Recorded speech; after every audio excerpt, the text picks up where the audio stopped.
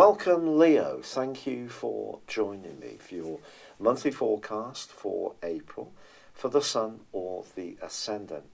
If you've yet to subscribe to my channel, I'd be very grateful if you did. This month begins with Mars punching its way into the most enterprising part of your scope, the 11th solar house. Now, Mars is the planet of I, but the 11th house is very much about we. It's about the collective. It's about our friendships, how we connect to other people.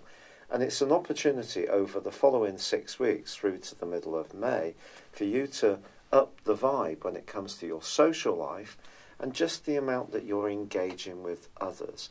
So Mars in this location is a little bit less greedy, needy. It's a bit more about making sure that we maintain our values, which is what the 11th house is about, and the spirit of friendship, but at the same time being available to other people too. Now also, as this month begins, the Sun is in your sister fire sign of Aries. The 9th house, the 9th solar house, is very much about adventurism, travel, higher education, the law, natural justice, the kind of things basically that Sagittarius rules actually. And funnily enough, the ruler of Sagittarius, which is Jupiter, is going to go into a 4-month retrograde from the 10th of this month through to the 11th of August.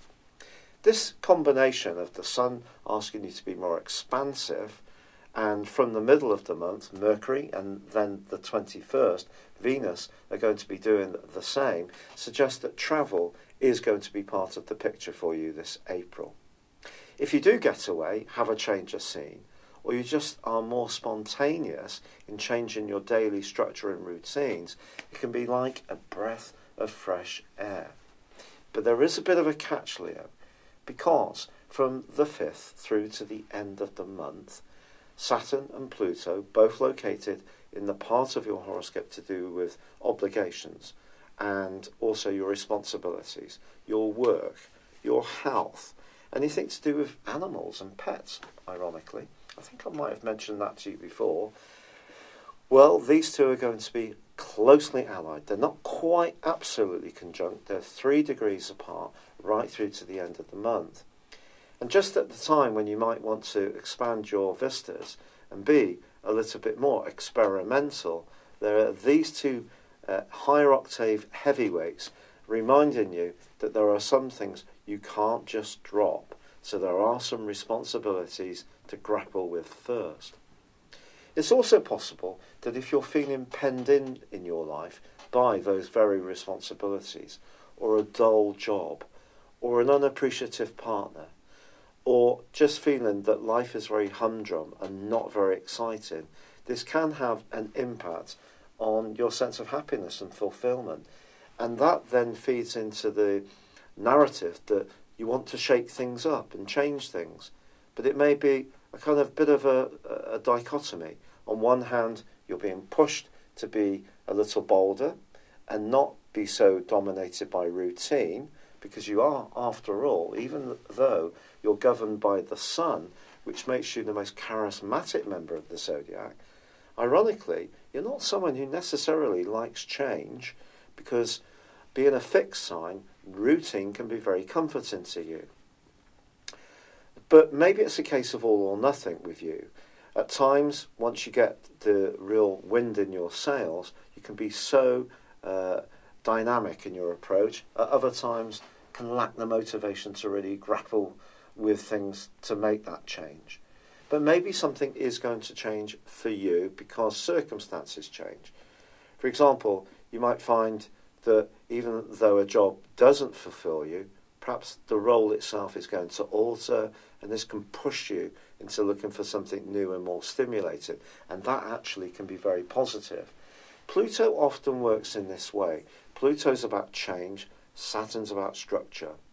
If you're really keen about getting fitter and being more careful about what you eat and drink, the combination of Saturn and Pluto and all this 9th house energy, which is flooding into your situation this month, along with Mars connecting you to other people much more successfully, can definitely be a real positive, and can see lots of stimuli coming in, pushing you to shake things up and that can be something you can thrive on. It just depends how much you're reluctant to change the status quo if it just seems a little easier to stick to what you're most comfortable with. Now, Mercury and Venus, they're going to be continuing in the first half of this month, broadly, in the sign of Pisces.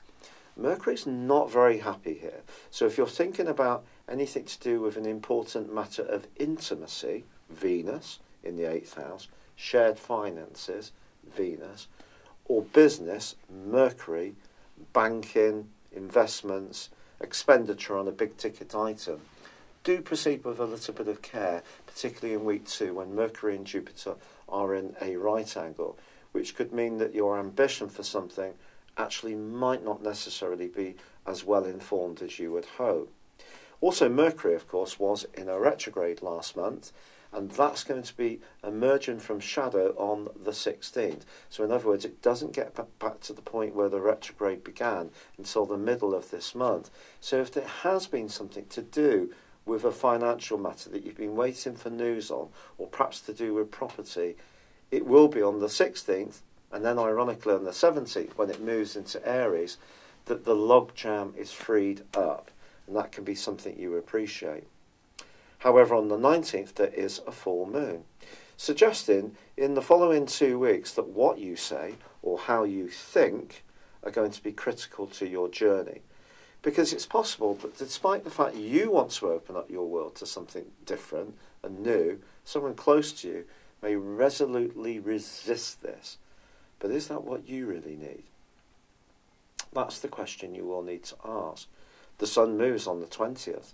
It joins up with Uranus in the sign of Taurus, and this is the part of your scope to do with your work and also to do with your interaction with the world at large and how you're viewed by people generally. Now, something surprising can happen to you over the following week. Perhaps you're going to have a brainwave to start your own business, apply for a new job. A job can come up which is absolutely perfect, but some kind of change will almost be inevitable at that point. You could find yourself very restless if you feel that you're being bossed around or told what to do by someone who doesn't get this overall need to widen your horizons and is not very supportive about those routines and obligations, such as getting the house clean, getting the kids to school, getting the shopping in. If someone's not very supportive that you're involved with, that could be a real point of Rubicon between you and them if they're not more responsive to balancing out your commitment and investment in the overall situation to support them. There is also a square between Mars and Jupiter as this month draws to a close. This is deception par excellence. So if a friend suggests to you a get-rich-quick scheme, I really would be very doubtful about it. Someone actually wrote to me on Facebook only yesterday about if I paid $10 in, by the end of the month I get 500, and it had already worked for them. And it is someone who's actually been a friend to me for some while. This kind of goes back to these schemes, multi-level, pyramid-y, that type of thing. Avoid those kind of things like the plague in the last week of this month. If you are feeling a bit bolder and you are wanting to do something more radical, as long as you've got all the facts and figures very well rehearsed, then why not? But do be conscious that Saturn goes into a retrograde itself on the last day of this month, and with Jupiter, the planet of risk, in retrograde from the 10th, I do think if you're thinking of making any key changes to your work, especially if it is in terms of your employment status, you really need to have everything nailed down to be sure that you are doing the right thing. But there's no doubt about it, Uranus being in the sign of Taurus right through to year 2024 suggests that finding who you are in terms of being really true to your natural spirit and not being so much of a rule follower, even if you see yourself as being above all that kind of stuff in your regalness, well, you may be adhering to the rules much more than you realise, Leo, and there's no doubt about it that Uranus is going to shake that up hugely over the next few years, and you get the first taste of that big time towards the end of this month. Have you ever had your personal horoscope produced? I mean, based on your time, date and place of birth. Do you know, if you never have, I'd love to do it for you. You can see beneath this video there's an offer where you can get your character analysis and 12-month forecast at a 30% discount.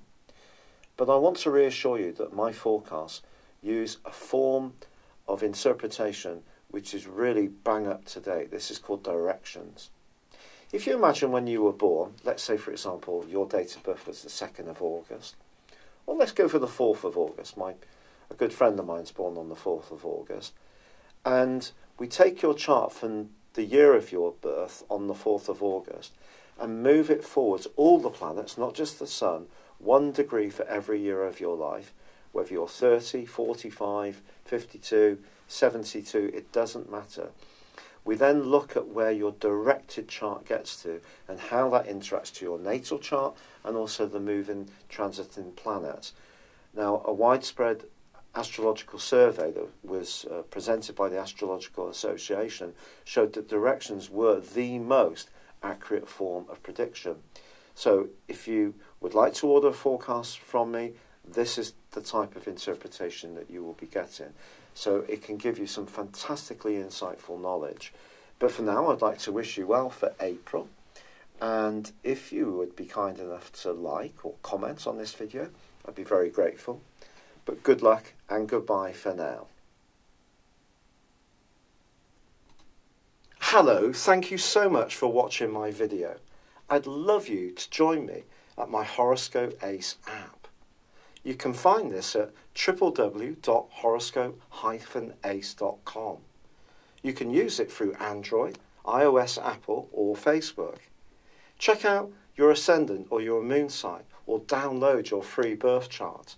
There's all your favourite videos, plus there are daily, weekly, monthly and yearly horoscopes for general, love, Chinese and Indian astrology.